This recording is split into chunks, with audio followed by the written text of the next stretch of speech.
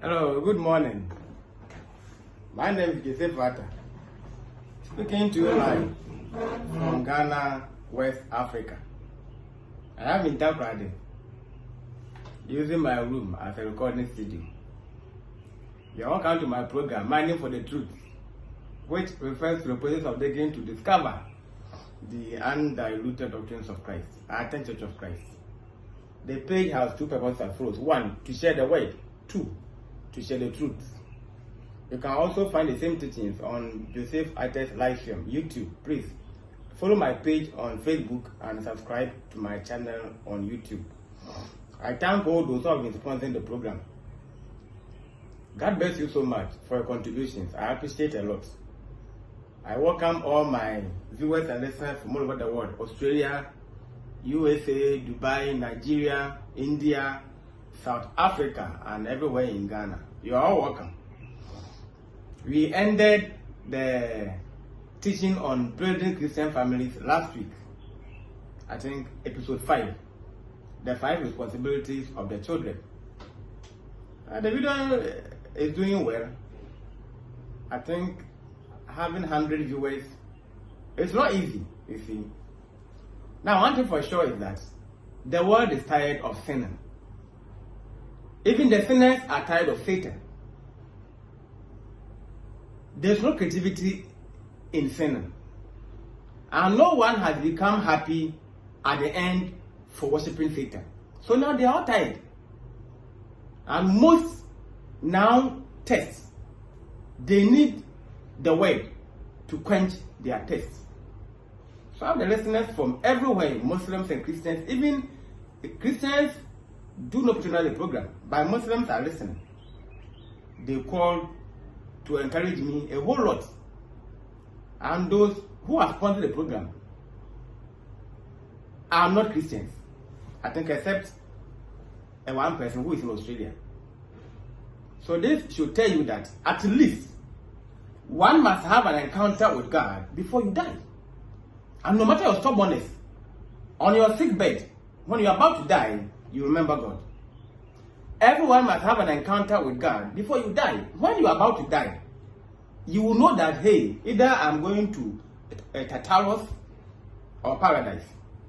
This will normally occur to almost every human, unless there was an accident where maybe you were asleep and then you die. But for all you know, the people shout, Jesus, irrespective of their belief, when there's about an accident. And having said that, today is sermon. Today is sermon.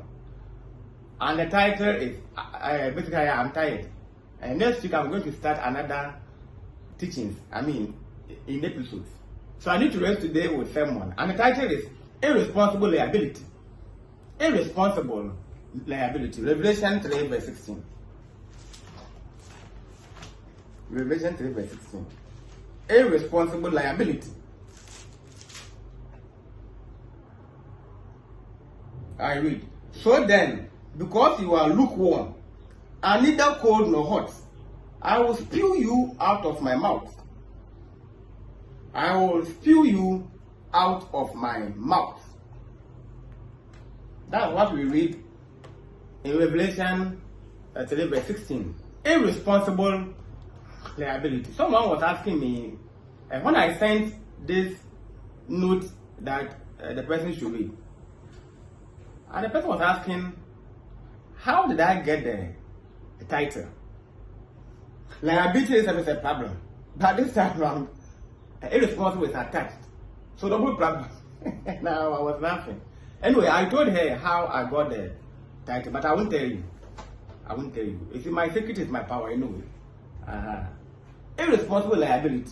Now, basically, we are told that the book of Revelation is in symbolic manner. So when you read this text, what comes into your mind? Officially, we're going to discuss about a church, a full church, which was an asset, and then later turned into irresponsible liability. Now, before we start, what was the state of your church in the former times? And what is the current state of this church? Was your church an asset and now turned into irresponsible liability? And that's how businesses will also start. They start being so productive when they are done getting their customers, when they have achieved their goals. They become lazy to the brim. Is your church lazy to the brim?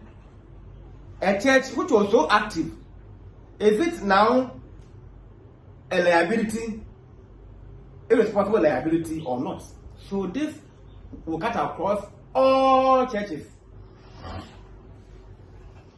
Now the church that we are going to talk about is Laodicea. So the Laodicea church was able, yet spiritually an irresponsible liability. They rejected Christ.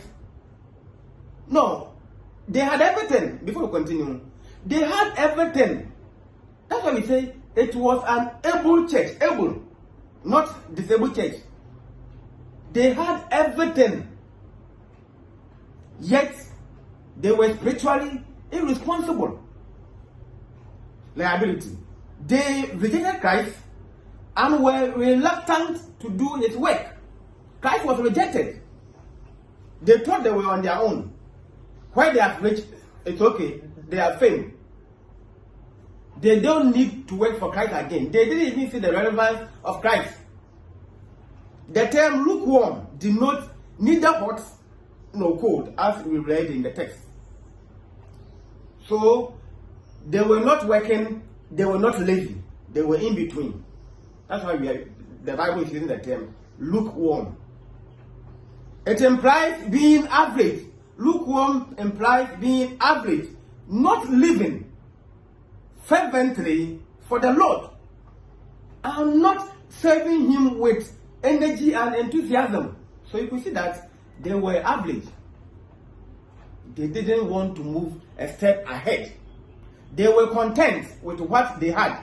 However, in Christianity, we keep on multiplying. Now, in the Bible, there's no age for youth. When you consider Ecclesiastes 12 verse 1, there's no age in the Bible for youth, in case you're unaware. So far as you are agile, even if for 80 years and you are agile, you are a youth. In Christianity, you don't go on pension that I was worshiping God when I was youth. And I'm saying that there's no age for youth. If you are 40 years now, if you are 70 years now, and you still have the strength, Christianity continues.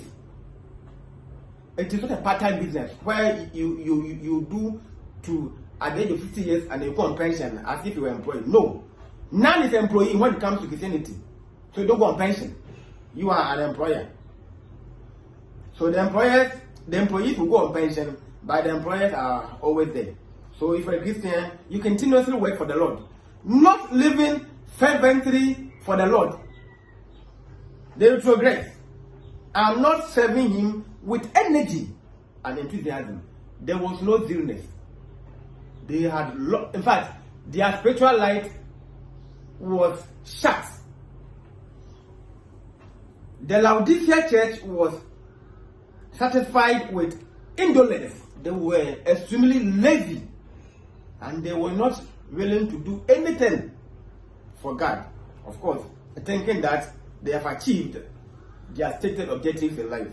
Consequently, Christ is warning the church of Christ, all of them, that he tolerates no lukewarm churches and Christians. So we are warned. You sit down there and think that this was to the church of or a church called Laodicea. Christ is warning us. The Bible is here to warn you and I that he tolerates. He does not tolerate lukewarm churches and Christians. So a church which is now lukewarm is being of no use to Christ now. Christians who are now lazy, indolent, you are of no value. You are valueless to Christ. As we speak now, So you sit down there and then be content to laziness, and then you see. Now definitions of irresponsible liability. I will give you 3. Of course, we're going to look at in social responsibility, in animal husbandry, and then in Christianity. So 1, in social responsibility, I mean social in terms of living, whether you are an employer, you are a husband, so far as you are living in an ecosystem, being unable to bear responsibilities, someone who is completely irresponsible. So if for a father, he gives birth but does not care for the family. If you are an employer, you care about the money alone. So the person is not able to bear any responsibility. B, the trait of lacking a sense of responsibility and not feeling accountable for one's actions. So the person is 1, irresponsible. He does not feel that you should vet him. I mean, he doesn't want to be questioned. The person has refused to be questioned that, I mean, explain this your act. Why didn't you do this and that? No, the person does not want to be questioned. The person doesn't want to be vetted. So the trait of lacking a sense of responsibility. The person has no conscience that he is or she is opted to do this, or you are entitled to do this. No. I'm not feeling accountable for one's action. As I said, he or she does not want you to go there to verify or to vet. Just leave him or her to do what he wants to do in the society. And when you live even your life this way in the society, how can you grow as a nation, as a country, as a clan, as a family? You will never grow. You will never grow in the sense that 1, you are responsible, and number 2, you don't want to be accounted for. 2, in animal husbandry, in terms of agriculture, agribusiness. An animal having stunted growth. The word stunted means arrested. Animal which does not grow. An animal having stunted growth. It can neither be sold for profit nor killed for meat. Useless. This animal cannot be sold. You see, the sole purpose of an animal is to grow fat. 1, to be killed. 2, to be sold. And then it becomes happy. Every animal lives to glorify the shepherd. In case you're unaware, even animals. Yes, I was told that donkeys, they are so sad when you do not use them to run. They were created to run. So they are so sad. In fact, they feel that they are useless when you do not use them to run or to race. Means that they were created to race, to be used to race. I mean, a donkey, a common donkey. I say donkey, horse. A horse. This is what the horse is saying. That you must use it for a race. So we say that it can neither be sold for profit nor killed for meat.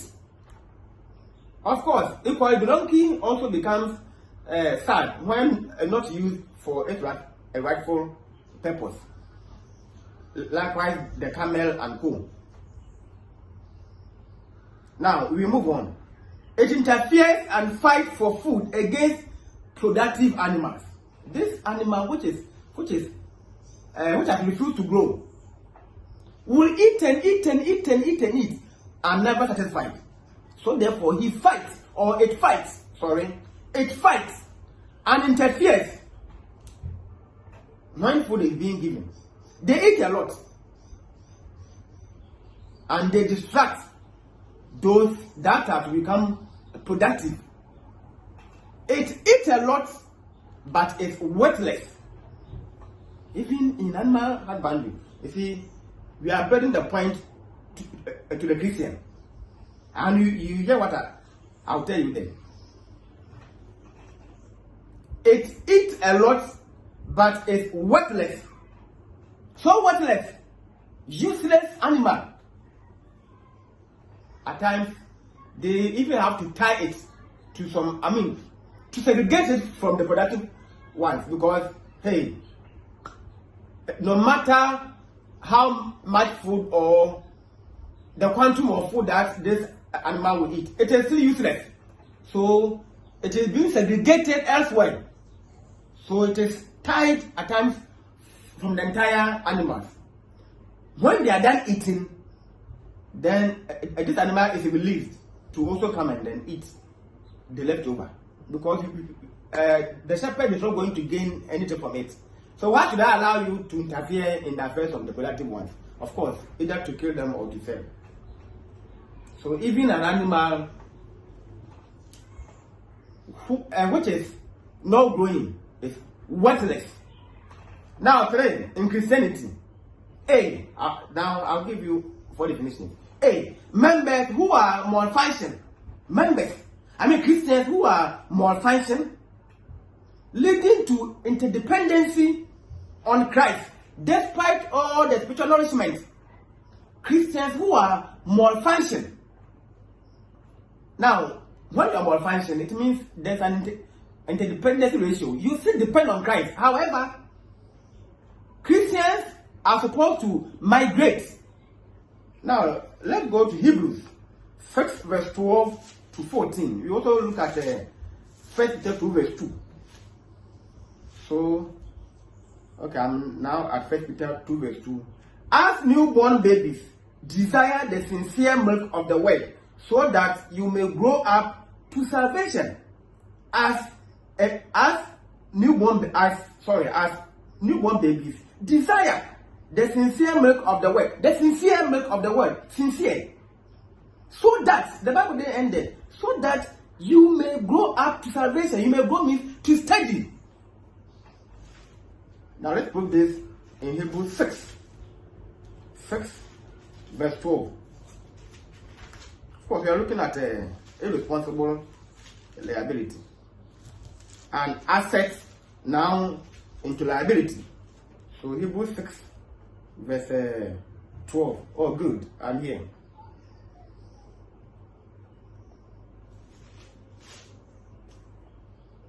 For though by this time you ought to be teachers. By this time you ought to be teachers. Calculate from when you baptize. You have need that one teach you again the first principles of the oracles of God, and you have come to need milk and not solid food.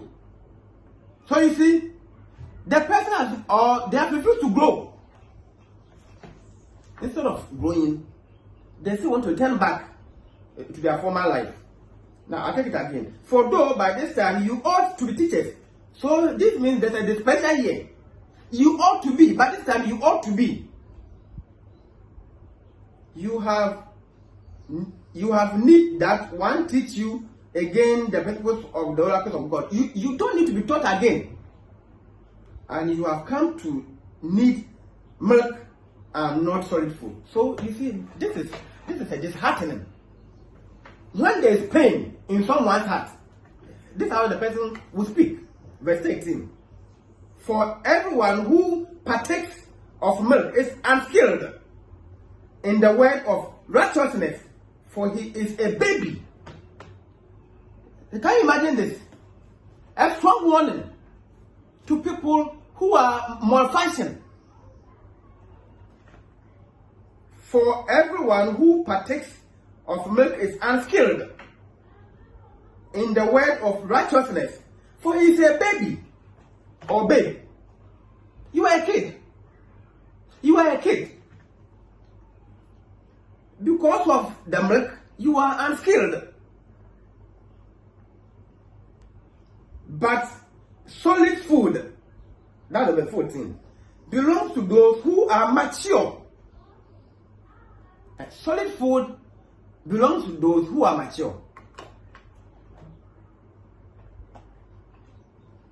To those by reason of use have their senses exercised to discern both good and evil. The Christian must live sensibly. Titus 2 verse 12. The Christian must be sensible. Once again, Titus 2 verse 12. To discern, to exercise his brain. To discern both good and evil. Hebrews 6 verse 14. But solid food belongs to those who are mature. To those who by reason of use, they have been thinking. We call you rational. In fact, we have a normal human being and rational human being. Rational human beings are human beings who think. So if you say you are a normal human being, it means everything goes. You do not think. You don't reason. That's the meaning of normal human being. That me, I'm a normal human being. I'm a normal human. It means you don't think. You do not exercise your brain. But if you are rational human being, the word rational means to reason, to think. And thinking hard inspires new knowledge. Now I was trying to define the acronym think. T means thinking. The H means hard. The I means inspires. The N means new. And the K means knowledge. Thinking hard inspires new knowledge. So do you think? To those who by reason of use have their senses exercised. You understand? The person has been studying the Bible to know good and evil, to discern. The word is to discern, to segregate, to segment, to differentiate, to scrutinize. You see, you're going to know the differences between good and evil. So this is what the first point is saying to Christians who are irresponsible liabilities. So we are saying that members who are malfunction, leading to interdependency on Christ, despite all the spiritual nourishment. Upon all what Christ has done, He came to die for us, giving us the Bible, His church. Members are still irresponsible liabilities. B. Indolent members who are on premature retirement. Go to churches and see they are bragging. 20 years ago, I was doing this. 2 years ago, I was that. 5 years ago. Some even didn't do anything. They wasted their youth in vain. Some did nothing. Most of them who are now claiming to be the leaders and elders and deacons who are now dying for post. I mean, the post conscious people in the church. Most of them, they wasted their youth in vain. They didn't do any work for God. They did no labor for God. Go to them and then ask of their achievement. It's zero. Sometimes negative zero. And now they are backing that. And when I was young, I did this. This is what some will say. When I was young, I did that. And some people say that, if I am young, I would have done this. What did you do when you were young? Or when you had the strength? Some were even womanizing. The women too were manizing, misbehaving in the church. Now they want to cover up and forcing the younger ones to do what they cannot do. So indolent members who are on premature time. So prematurely they are on retirement. Prematurely. Meanwhile they are able. Once again, youth has no age limit. Youth has no age limit. So if you are in the church or if you are in any church, you are still agile. You have effort and claiming that because of your age. So therefore, you are now marrying the puppet. When I say to marry the puppet means that you are a veteran. So now your only interest is that you stand on the pulpit to preach. The gospel is for the unbelievers, not the believers. So we are wasting our time. That's why I don't waste my time on appointment. I hate it in the church because that is not the reason why we were called. Or that was not the reason why we were called. Go ye therefore. Didn't say go, sit ye therefore. We learn to go out. Of course, that I'm preaching. Because it is outside. It's when you meet people who don't understand. People who are sincerely desiring and testing for the truth. But inside there, they are, have a common aim. We all know what we are doing. So, if in the question that they ask, are miniature. Go out there. They say no, you will be in there. So also some of the young ones. And they know that, of course. Because if you want to become a good army commander, go to the field for battle. Then you will meet more medals then. No one sits inside and mean a medal in case you run away. Unless you go out there to struggle before an award will be given you. So people who are indolent and on premature retirement, by force they have retired. So lazy to the brim. And all they care is to sit down and waste productive hours in vain. Because they have no purpose in life. From church, when they go from church, they go home and sit by TV, crack useless jokes. They will even sleep. Some even don't know where their Bibles are. I mean, a pastor or church leader who doesn't know the Bible. And how was the election done? Why was he elected? Appointments must be based on competency. Someone who is a coach to players might have he himself be a player in the past because he knows what goes on the pitch. And not someone who did advanced science that you call to come and then coach a team. How possible? Mismatch of labor or profession. So such a person will find the going there for so useless. He will see to it that no one goes out to teach the gospel because he himself did not participate when in his youthful age. So you are supposed to elect a leader who is spiritually minded, whose sole purpose is to win souls for Christ, and not someone who wants to sit down to crack useless jokes. Some people even don't have time for a church worship. They see that the hours are plenty, so they have to compress it. Oh, it's time. When they close to, and then they are sitting there to do what? To crack useless jokes. Because he came and saw a friend, so he want the church to close earlier, then we'll have time to sit and crack. What I'm saying, useless jokes. I'm saying that it is a useless joke. Useless joke. C. Deteriorated members who are waste resources. Now, deterioration means becoming inferior in quality, becoming inferior in efficiency. They are deteriorated. Who are waste resources. We can't use them for anything. Waste resources.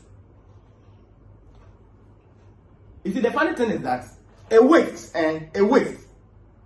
is a misplaced resources. You see, a waste. What you term as waste, I mean rubbish and coal, is rather defined as a misplaced resources. Now, if a waste is a misplaced resources, then why am I saying that deteriorated members who are waste resources, so which means we can't use them for anything? Yes, because once again, what you see as rubbish can be recycled, all right, into usable or useful things. That's why we're saying that a waste is a misplaced resources. But here, the waste can be used for nothing at all. That's why we're saying that deteriorated members who are a waste resources, they are waste. I mean, completely waste. There is nothing that you can use them for. And they are in the church,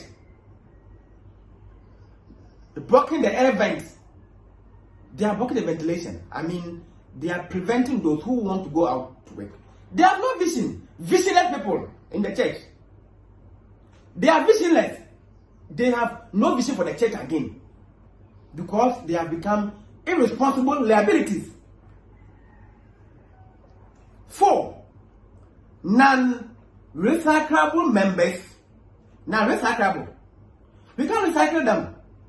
That are useless residue. Non-recyclable So from waste resources, as I was saying, to the non-recyclable members that are useless residue. Do you know residue? Residue. When you are done your process, either by chemical or physical means, there remains. For example, you can burn bush. You can burn it and use it as a fertilizer. So even a waste can be recycled. And ideally, a waste should not be useless. By here, we say that non-recyclable members that are a useless residue. You know residue. A residue refers to a matter remaining after the completion of an abstractive chemical or physical process. A residue refers to a matter, matter, remaining after the completion of an abstractive chemical or physical. You mean you try to subtract? Okay, you try to abstract. So, for example, as I was saying, you can burn even your waste to something. Pardon me for my language. Some even using, we have what we call the fecal matter. Now, fecal matter is what you are making reference to. Cow dung, human feces. The right term should be fecal matter, and not your terms. You see, you should be a bit euphemistic. Fecal matter, cow dung, chicken droppings, human feces. Some are, though they are waste, but some are able to process, to recycle them. They turn it into organic. So it is a serious thing that we are learning here. That no waste is waste. But here human beings have become a total waste. Even animal droppings, being a waste, can be recycled, can be processed to cultivate crops and vegetables. Even not the animals, their droppings. Human beings can use the technology to turn it to cultivate. But here in the church and in the churches, we have human beings that are waste resources. We have Christians who are non-recyclable because they are useless residue. Useless. So it means that even their end product can't be used for nothing. So you think that useless residue. So those are three definitions for irresponsible liability. So we look at it in social. We also look at it in terms of animal husbandry, and now in Christianity. Now we go to the second objective. So the first objective was definitions of irresponsible liability. B, an exegetical analysis of the text. So we're going to do exegesis of Revelation 3 verse 16. Bible should not be read as a graphic or newspaper. So people are contemplating that you can't say the Bible would. You can't see the topic in the Bible using only one Bible. Yeah, we agree. So I have two. And I have some even on my phone. But this Bible contains no Greek and a Hebrew origin. Okay. You need the good concordance. That's what I'm saying. We're going to do exegesis of Revelation 3 verse 16.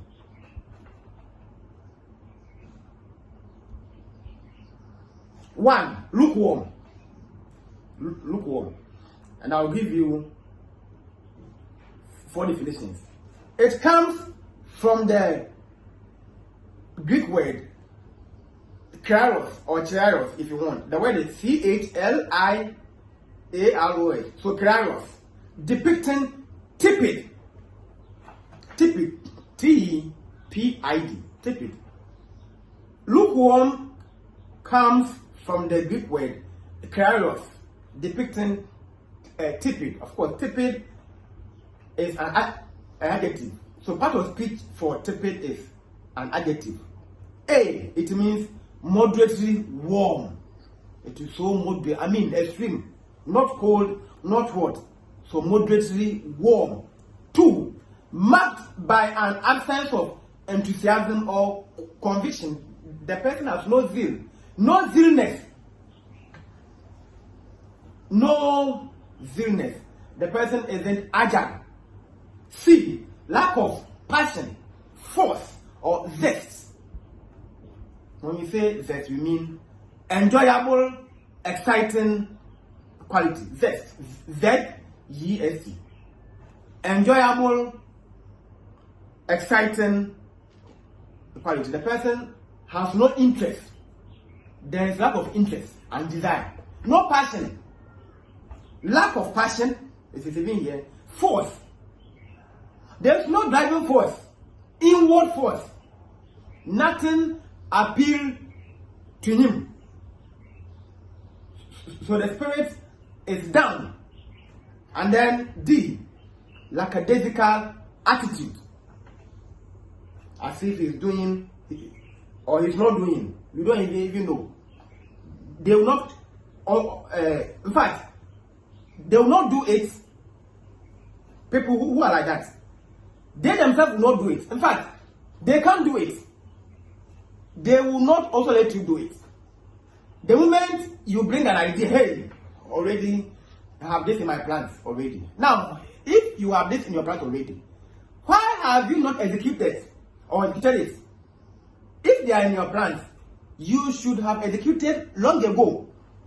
Don't wait for someone to come up with invention and then out of pride and then arrogance. Then you are not saying that, oh, you even have this. Next year you intend to. You are a liar, my friend. You are a big liar. You had nothing in mind. Be humble enough to accept, and then you are that. So, lackadaisical attitude. This is the meaning of the word. A tepid from lukewarm. They are in the churches. They have no vision, no mission. They are rather destroying the quality the church has built so many years ago. That's why I was asking that.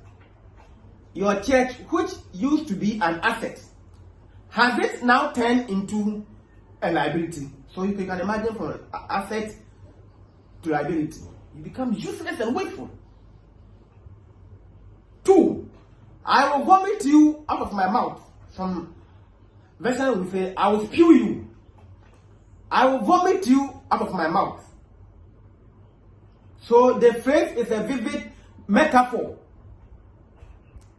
indicating Jesus' refusal and displeasure. I mean, can you imagine that a whole Jesus Christ is saying that I will vomit you out of my mouth? So it's a metaphor. The phrase, as you see there, is a metaphor, and it is making reference to Jesus' refusal and displeasure. He is refusing the church. Because the person, Christ is refusing. That's why he said, I will vomit you out of my mouth. And you are also aware that whatever comes from the body, in fact, it's not nice to even see it. That when you vomit and you see it, you won't even eat that food again. Jesus scolded the church of Laodicea. And Laodicea was one of the 7 churches in Asia. Go and read the whole Revelation chapters 2 and 3. And you see that Laodicea church was one of the 7 churches in Asia. In fact, what time I'll teach about the book of Revelation. Now, I don't have time. I'm still waiting for a laptop. When I get laptop, then I will do a vivid, comprehensive teachings on the book of Revelation. Then I will teach it. But I think I've summarized the whole chapters. That one was by some. But I think I have to tackle some main areas. So Jesus quoted the church of Laodicea for being lukewarm and useless to him. Every church exists to function for Christ. Every church exists to function for Christ only. If not, you are A useless church.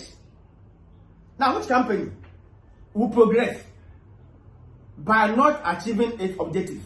Every company has its own objectives to achieve. For example, we are producing pure water. Now we have stopped and then milling a corn. How possible? Water producing or production company has now deviated and now producing or now milling a corn. For what? How can you make profit? Since you have digressed, the main function of a church is to go out to win souls for Christ. No church will grow for hating evangelism. Once you hate evangelism, it means that you don't want the church to grow. The church will grow only by going out to teach. Some are dying, some are relocating, so you see that the members are shrinking. It is only through evangelism that we can replace. So when the church gives, the giving, about 90% of the giving, 90% must be spent on evangelism to boost those who are spreading the gospel of Christ.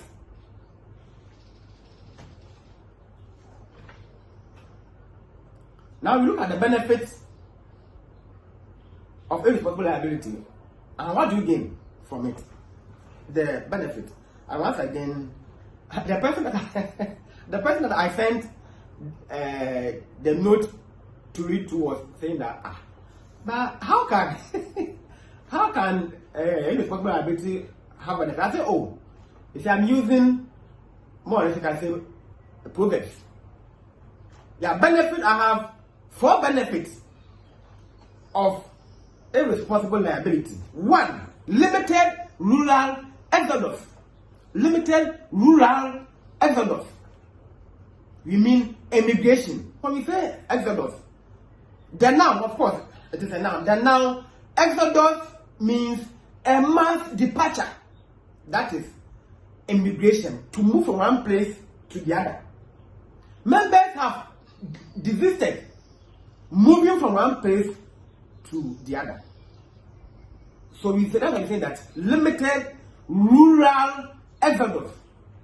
So people have refused to travel. Now, how do I mean? Most members have refused to go in therefore. In case you don't understand my concept. Limited. So the first benefit is limited rural exodus. And exodus, as a noun. So part of speech for it is that it's a noun, means a mass departure. So initially, you see that the church was interested in massive evangelism. You see, they went in unity and then in individual. Now all have passed. All because of irresponsible liability. So therefore, most members have refused to go in therefore. They have refused to do it. They have just refused. That's why I'm saying that they want even the church to be just 1 hour so that they can have time to sit down to crack useless jokes. They want the church service to be 2 hours, but they can sit there for about 1 hour to somewhere 4 hours to crack useless jokes. 2, hatred and persecution of those doing the Lord's work. Now Matthew 10 verse 24 and then John 15 verse 20.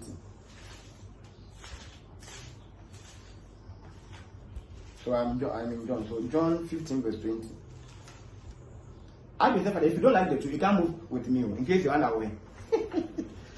I face fact, and fact is information without emotion. So me, when I'm teaching, I care less who you are and then how you feel. What do you mean?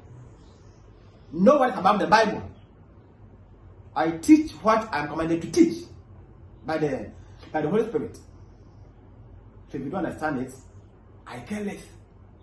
If I teach and you think that my teachings are to you, that is your problem, and it is none of my business.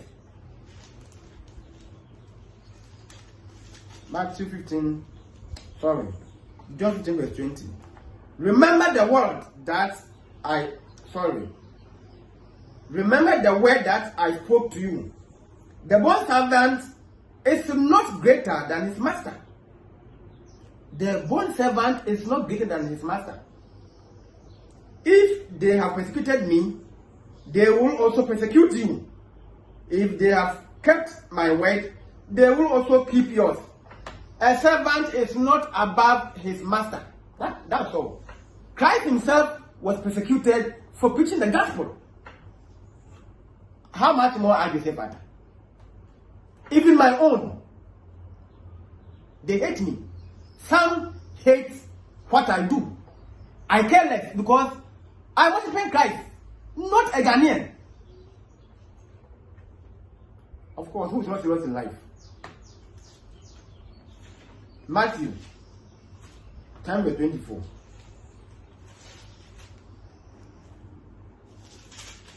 My iPhone battery has even spoiled. I have to go and buy a new one.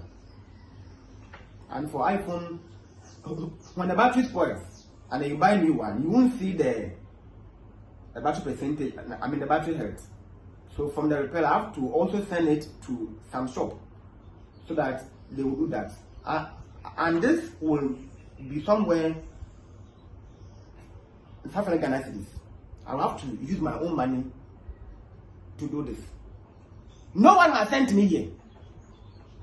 And no one is sponsoring this program. It is by God's grace that I get money to buy data. And after I'm done with the recording, I have to convert it. You see, the more you do the conversion, is when the battery goes down. And the more you charge, it's more that the battery health will also decrease. For iPhone doesn't like a much pressure. So now my battery is down. So I have to buy a new battery. But even the phone has done well. It is almost 1 year when I began using for this program. I think Monday or so will be 1 year. So it is not easy. So I'm using my own money. Therefore, you can't tell me what I should teach. I'm here to worship my master. Period. My loyalty is with Christ. Galatians 1 verse 10. I'm not with a Ghanaian who is not serious in life. A disciple is not above his teacher, nor the bond servant above his master. So you see the same thing in John 15 verse 20. The reference is Matthew 10 verse 24. A disciple is not above his teacher. I am not above Christ, nor the bond servant above his master. There is nothing wrong, absolutely nothing wrong in preaching the gospel of Christ. You need no permission from no one in this life. Never ever. No one has any right to permit you before you go out to preach.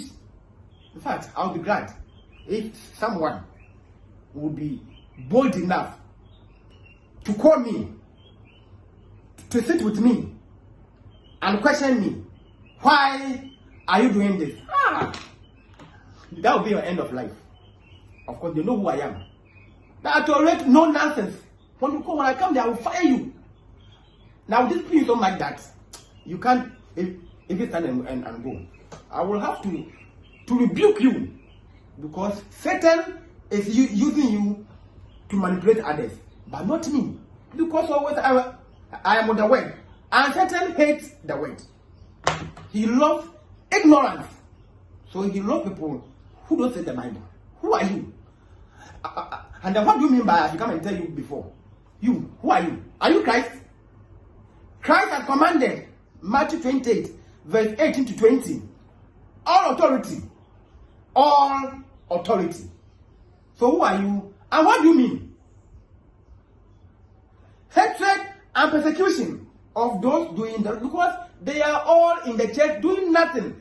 They see that go ye therefore is now useless. Therefore, they will persecute you a lot. They will defame you. They will slander, backbite, a whole lot. This is the benefit of a church which has become irresponsible liability. assets into liability. Now, point 3, pulling back. So, pulling back those who want to work. That is, anyone who stands alone to preach becomes a black sheep. Pulling back, they pull you back, always. And they will always accuse you. They will segment. Me, I care less. If you know what, I have more to teach here. I have. Now, recently, we did an online evangelism. And by God's grace, I was a speaker. Not even in Ghana, outside Ghana, but I was a speaker. I have enough appointments for Christ. That's why I don't have time to sit ye therefore, but rather go ye therefore. I prefer to go ye therefore than to sit ye therefore. Pulling back those who want to work. Now, if you want to work for Christ, because the whole church has become a irresponsible liability, your own members, they're going to, you call it a drag me to hell. They will pull you so hard. Why? Because you have stand alone to preach. And this is what annoys me much. The moment I see you or I hear that someone elsewhere is complaining about my evangelism, oh, then I say that you are an antichrist. Straight out. Because it is only an antichrist who hates the gospel of Christ. That's all. So once you are persecuting me, you are persecuting Christ. You are contending with Christ. When Paul was killing the Christians, when he was scattering them, he was contending with Christ. And there will be transcendent consequences upon you. For being used by Satan as a mannequin, a cartoon, to accomplish his dirty works. You are a mannequin. And a mannequin is a dummy. In human beings, stupid person used for dirty works. Is the meaning of mannequin. If you go to boutique, you see that there are some cartoons in which they are being used to showcase the clothing. Each is called mannequin. So you are, if an antichrist, I mean, if you are living to serve the purpose of Satan, you are an antichrist. A cartoon used for dirty works. Pulling back those who want to work. That is, anyone who stands alone to preach becomes a black sheep. I just say, I'm so happy that I am seen as a black sheep. Why? Because it is better. Since standing to be distinctive in doing things right. A black sheep is a human being who stands alone, who wants to be distinctive in doing things right, period.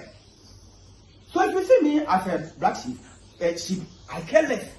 That is your problem, none of my business. In fact, you get a pleasure, you die and then you go to hell because of jealousy and envy, of course, which is equal to hatred.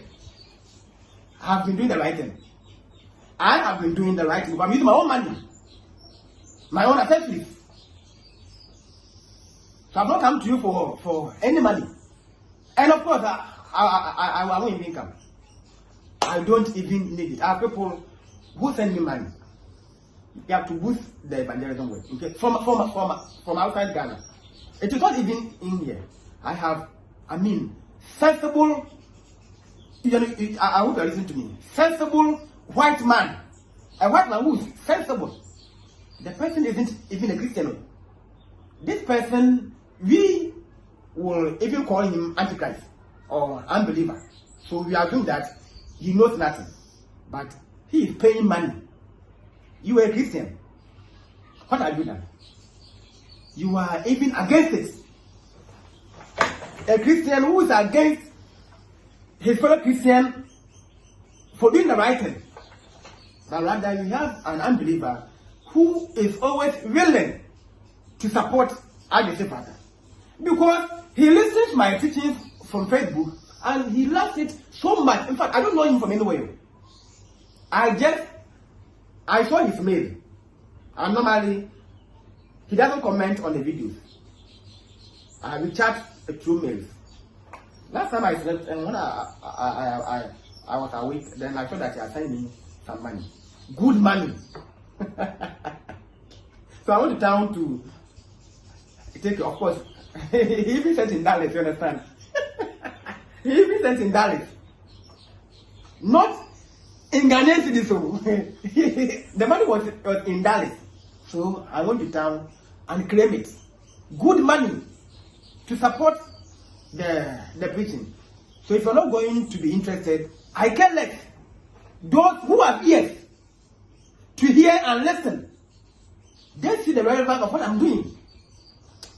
We move on. So if you see me as a black sheep, I love it because it is better to stand alone in doing things right. 4. Bible learners are the targeted enemies for exposing the truth and the hypocrites. If you are in this church, the moment you find something wrong and try to correct, hey, then the audience are on you. They don't want any correction. They don't want you to do any correction. Why? Because they have now seen that you are not as they are. You have segregated yourself and have been studying the Bible. So you're going to expose their ignorance. And they will hate you so much. And if you see me, in fact, I don't like talking, as you say, and I don't like criticizing so much. At times I can be there, you fool. There's no way I'll mind you. And if you come to me, I mean, for sensible enough to come and ask, oh, but you said matter. Why is it that all this while I was wrong? You knew I was wrong and you didn't correct me. My answer would be that since you are 18 years, you must be sensible. You ready? Once you are 18 years, where you can vote in Ghana, if you're 18 years, we see you as a full citizen. So you can vote for the choice of president. It means that you are now sensible. So once you are 18 years, I don't waste my time to advise you. You must be sensible yourself. I will never mind you. I mean, that's how I am. So I don't like to waste my breath. So when you are saying something wrong and I'm there not minding, it is because I don't have time for you. But of course, we are not the same. Some may want to prompt to expose the truth and others. I won't do it. I assume that you knew the right thing because of hypocrisy to impress the audience. So you are pretending to win favor. You will die and go to hell at the end with all those that supporting you. So now we have all those people are in one group. There's no way they're going to allow you to penetrate. And already I've seen it. That's why I won't even waste my bet on it. I won't waste my time on it. I don't care too. Even if it's a friend, I said I don't care. What do you mean? So if I'm not there, won't you be sensible enough to reason to know that, hey, I'm going the wrong way? You don't know. Someone too is pointing out to you, and then you are challenging and then condemning the person. So, me from afar, I'm a good researcher. I do more research. You have passive research and then active research. So from afar, I can know who you are. When I see that you hate correction, that's your end. I can sit down and I want you to die. I'm saying that even if this is a sin, I don't care. you are supposed to be reasonable. I'm saying that, what if I'm not there? If no one is there? Not all children were advised by their own parents. Some of them, they lost their parents at a very young age. So they went by listening to their advice from other parents. Some read books, some watched movies, and now they are succeeded in life. What if I am not there to correct you? Won't you be sensible enough to know that you have been misbehaving? That should come and then waste my time on you, for you to come and then to discredit my invented ideologies. How possible? You see, to some of them, when you advise them, they see your advice as suggestion. This is the most annoying part. You don't know.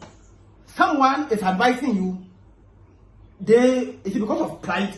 They discredit it, and then later they clarify it. Oh, okay. I heard you. It is a suggestion. I can't choose segregate between advice and a suggestion. So me, I won't tell you anything. It is your own administration. I suppose you were competent. That's why you were employed. I care less because it is not my work. I'm doing my part. You did not come to advise me to come and preach. You did not give me money to start the preaching. Each one to himself, God for us all. In case you are unaware. So I didn't come to you for support. Don't also depend on me for any support. So Bible learners are the targeted enemies for exposing the truth. And the hypocrites in the church, you are supposed to continuously expose them. And what would they do? They push you to go. Because if you are not there, then they are happy. But once you are there, you are a light to shine amidst their darkness. And they become so angry. Once you start to speak, then they are all annoyed. Sometimes you even have something good to say, but they may rubbish it because their minds have been brainwashed that for this man or for this person, that's how he is, this and that. Maybe you even have a good stuff for them. They will prevent you from talking. Now, conclusion. Be careful how you walk as a wife, not a fool. Redeeming the time because the days are evil. Therefore, do not be foolish, but understand what the will of the Lord is. Ephesians 5:15-17. Now, I'll take it one by one. Be careful how you walk as a wife, not a fool. Means that be careful with your choice of socialization. Be careful with the choice of your associates. Once again, I've been saying that I am completely unsociable. I am just not sociable with people. Because I carefully and wisely choose my associates. Verse 15. Redeeming the time. Because the days are evil. Yes, from the verse 15, if I'm not lucky, someone will mislead you. The person can brainwash you to the extent that you will all go to Tartarus with him. At the end, you go to hell. That's why the verse 15 is saying that redeeming the time because the days are evil. Utilize the time that people have been wasting. Stop being in the church and go out to do God's work. This is the mission. And from this, the mission becomes heaven. But once an employer, once an employee did not go to work, no salary will be given you. So if you don't preach to win souls for Christ, there is no heaven for you. The vision of going to heaven is for those who did the Lord's work, and not those who were punctual and regular to church meetings. In case you're unaware, it's not about buying a bus for the church. You are always the first to be in the church, and you are always there. You built a house for them. They are all good. But hey, every Christian who does not preach to win souls for Christ will never go to heaven. You bet me and see. Go to my previous teachings. I've been saying this over and over. So you sit down there and look on them. When you die, you see your foolishness. By then you are dead. So don't waste your time in this life.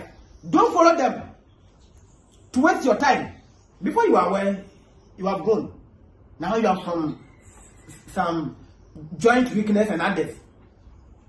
You become useless because your time was not well utilized. You were brainwashed to follow a blind man. Do not be a blind follower. Now, when you have refused the caveat or the cautions, the precautions in the 15 and 16, then the verse 17 will say, therefore do not be foolish, but understand the will of the Lord. Now, the phrase, do not be foolish means pay heed to instructions in order to become wise. That's all. Now, when you are wise, your eyes will open, and now you will do the will of God. Means you will do things right. Period. 2. Go ye therefore. Matthew 28, verse 19 to 20. Mark 16, verse 15 to 16. We call this a Great Commission. We have this as we call it focal obligatory of every Christian. Every Christian. Focal obligatory. Mandatory. How do you go out? By studying the word. Before you go out. But you don't study the Bible. So you fear. You see, it is because of fear. That's why people are. Do you think it's easy to come live to preach? Where the media, where people are watching from different churches. Some are from Presby, Anglican, Pentecost, SDA. They come and challenge me. Come and contend with me. Now, if you go to my teachings, I've proved my church in the Bible. Can you prove yours in the Bible? I've proved my church why we worship on Sunday. I mean, our traditions, all of them, I have proved them all. Can you prove yours to me? So me, I fear no one. I fear no one in case I share my video. Bring your questions, and I have answered to all your questions. In case I have answered to all questions from everywhere, preserving in the Bible. Hey, no matter what, no matter who you are, I have an answer for you. That's always I've been saying that. Feel free to bring your thoughts. If you don't know, don't condemn or don't discredit it. But I'm saying that people are from outside, a white man whom I have never met. He has even seen the relevance of it and has been sponsoring it. Now today, work out your own soul. Work out. Philippians 2, verse 12. Therefore, my beloved, or beloved, as you have always obeyed, not as in my presence only, but now much more in my absence, work out your own salvation with fear and trembling. No one leads no one nowhere. No one leads no one nowhere. Always have been saying this, that no one leads no one nowhere. No preacher, no elder, no pastor, no deacon, no deaconesses, no prophetess will lead no one nowhere in the Bible. When did you hear or see? I mean, can you point to me from Genesis to Revelation that an apostle has led someone to paradise? Never ever. Each one to himself. Paul was the mentor and Timothy was the mentee. It was not Paul who sent Timothy to paradise. Each had to work out his own soul. Get you all aware. No one leads no one nowhere. So I don't fancy people who are in the church and claiming that we should follow. I follow Christ. No one leads no one nowhere. The preacher, the pastor, the pastors, the elders, the deacons, members, each must work out his own salvation with fear and trembling. Each. The word there is your own. Your own. Didn't say our own, their own. Your own. So singular. We are all mere employees in the Lord's church. It belongs to no one. We are stewards. If you want to put. Of course, we show reverence to the preacher and then the elders and co. But when they become antichrist, we shun them and then we move on because we are going to heaven individually. about your own soul. It's what we just read from Philippians 2 verse 4. And then the last part, being the point 4, my conclusion. Each one to himself. Romans 14 verse 4. 2 Corinthians 5 verse 10. Romans 14 verse 4.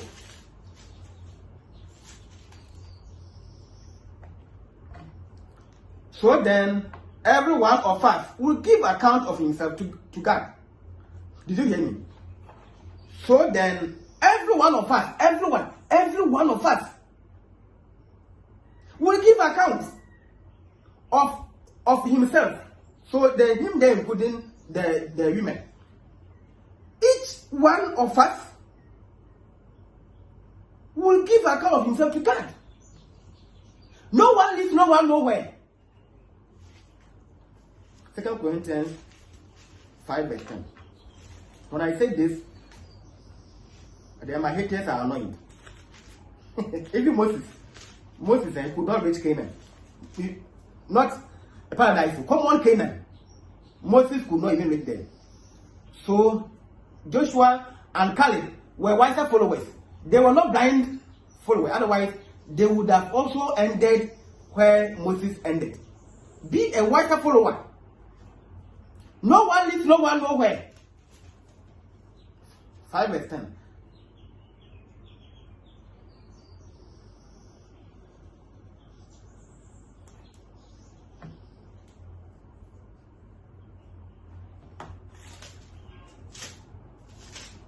Second Corinthians. Sorry, I was in 1 Corinthians. 2 Corinthians 5 verse 10. For we must all appear before the judgment seat of Christ, so that everyone may receive the things done in the body according to what he has done, whether good or bad. I repeat myself. For we must all appear before the judgment seat of Christ, so that everyone may receive the things done in the body according to what he has done, whether good or bad. It didn't say we will all appear before preacher. We will all appear before elders. We will all appear before deaconess, before deacon. No, Christ. Christ here, Christ. Each one for himself, or each one to himself. And as we read in Romans 14 verse 12. So then every one of us will give account of himself to God. So you sit down there and think that on judgment day, the secretary will come, the secretary in your church will come with his book and then will now mention the register. 24th of April 1985, you don't come to church. What do you mean by that? You are secretary to the church and not to Christ. On judgment day, the whole church members will not follow the preacher to go for judgment. Each and every one will be judged. So here it's not about the preacher, the pastor matching the entire congregation that the church, bring your members. So they call the preacher. It's a candidate, you were no. By then we are all scattered because of the judgment. Sometimes you won't even know that this person was my member. Christ first. So ladies and gentlemen, who are you following? Why have you become an irresponsible liability on Christ? Why? Is it because the church has turned into that, so you're also following them? Is someone retarding you?